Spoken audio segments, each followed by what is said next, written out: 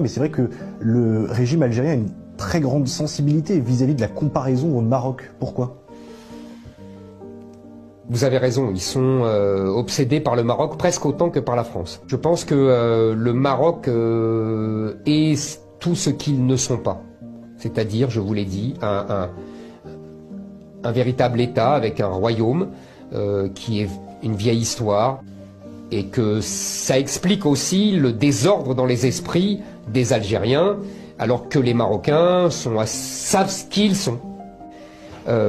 L'Algérie n'est pas une nation. L'Algérie n'a jamais été une nation. Vous savez, un des leaders indépendantistes algériens, Ferhat Abbas, avait dit dans les années 50 j'ai visité tous les cimetières de l'Algérie, je n'ai jamais vu la nation algérienne. Il n'y avait pas de nation algérienne. Cette terre était une terre d'empire. Elle a toujours été conquise par des empires. Elle a été conquise par les Romains, puis par les Arabes, puis par les Espagnols, puis par les Ottomans, puis enfin par les Français. Contrairement à ce qu'ils prétendent, cette guerre d'indépendance n'est pas aussi glorieuse qu'ils le disent. Je veux dire par là que il y avait une armée qu'on appelait l'armée des frontières, mais qui est justement restée aux frontières, qui n'a jamais affronté l'armée française.